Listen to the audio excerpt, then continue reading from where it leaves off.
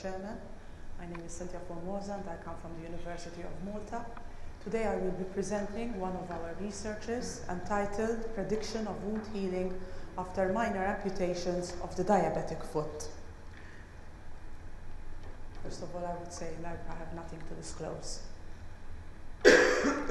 So we all know that major and minor amputations are some of the oldest and most commonly performed surgical procedures. It has been established that one limb every 30 seconds is lost somewhere in the world.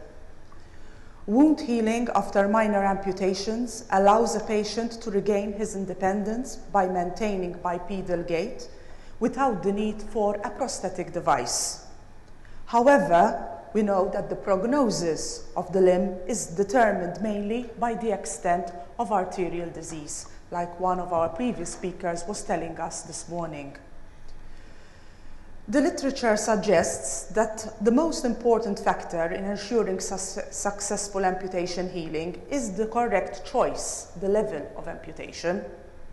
However, to date, there seems to be no consensus on the general criteria which should be applied in order to determine the level of amputation. So this study aimed to identify any significant differences in physiological testing between healing and non-healing amputation sites. The study was approved by the University of Malta Research Ethics Board, and all investigations were carried out according to the Declaration of Helsinki. So, our methodology. The study was a single-center, prospective, non-experimental study design, and it was conducted on 50 subjects living with type 2 diabetes, requiring either a forefoot or a toe amputation. Patients, with regards to our inclusion criteria, patients had to be aged 18 years or over and requiring an elective toe or foot amputation. The choice of amputation was obviously decided upon by the vascular surgeon. Patients presenting with gangrene or ulceration, joint or bone exposure secondary to ischemia or neuropathy were all considered eligible for the study. Patients were excluded if they required emergency amputations.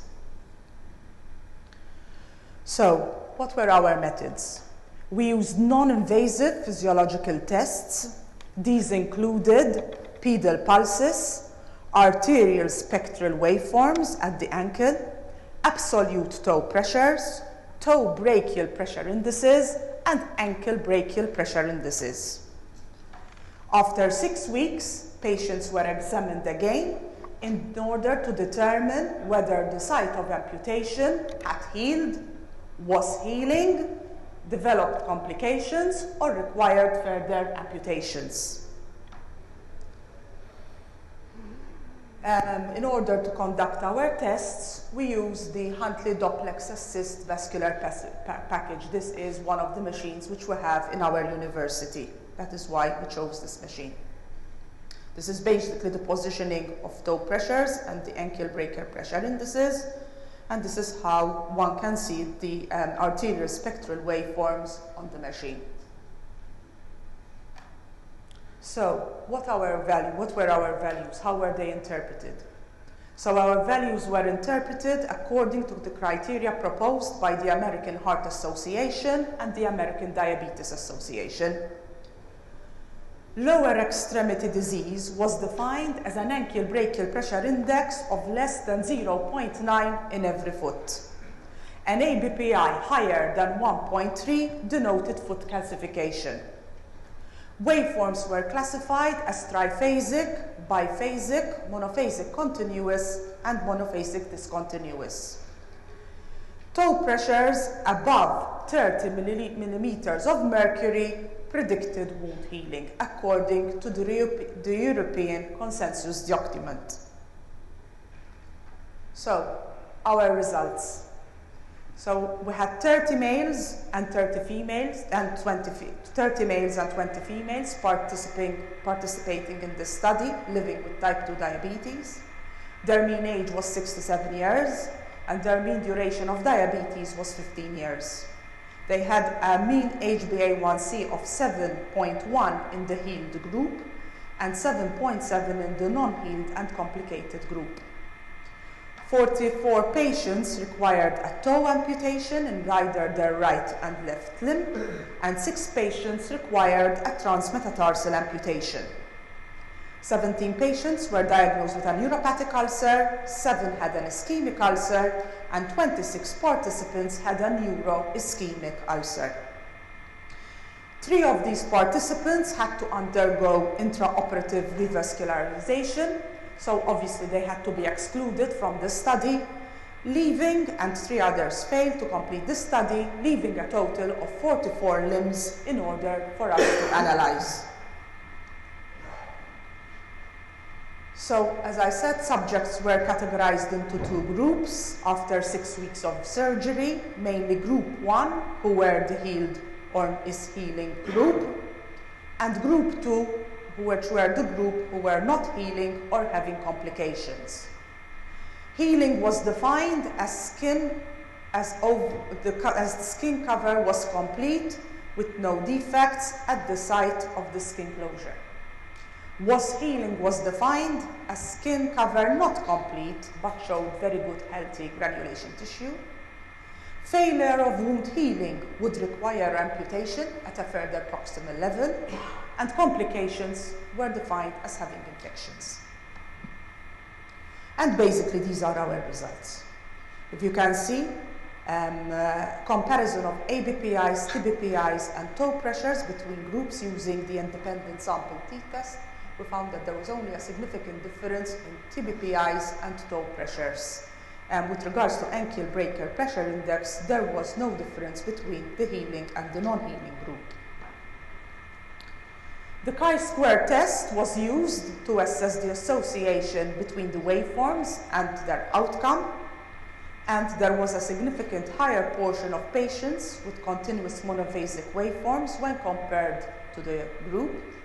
And again, once again here, we had a significant difference in waveforms between the 2 groups. We do know that the limitation of the study is the small sample size, although our findings do correlate with other findings reported in the literature. Another maybe limitation of the study is the short follow-up after the intervention. As we said, we checked patients after 6 weeks. Obviously, it would have been nice to continue to follow these patients at a longer period. Hopefully, we hope to do this at some other time. So what does our study conclude? Toe brachial pressure indices, toe pressures, and spectral waveforms at the ankle seem to be better predictors of the likelihood of healing and non-healing after minor amputations than ankle brachial pressure indices. An ABPI alone seems to be a poor indicator of the likelihood of healing of minor amputations and should not be relied on to determine the need for revascularization procedures before minor amputations. As the incidence of lower limb surgical interventions increases, obviously there is the need to establish accurate algorithms to predict the likelihood of wound healing following these amputations. The authors recommend that peripheral arterial perfusion should be assessed utilizing different physiological tests. When these tests do not correlate, the findings do not correlate, then obviously the patient should be monitored further, maybe even using duplex scanning. So in those patients where revascularization is not an option, such a predictive tool could inform the decision-making process relating to the level of amputation. The study has been published in the Journal of Diabetes and its Complications.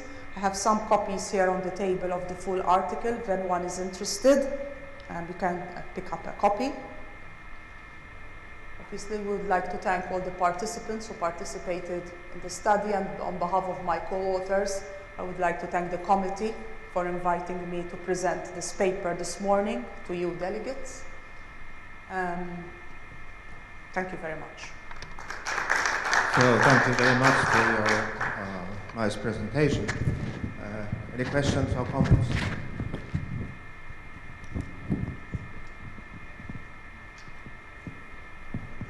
So we had a very convincing data.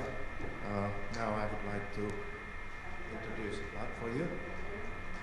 Thank you.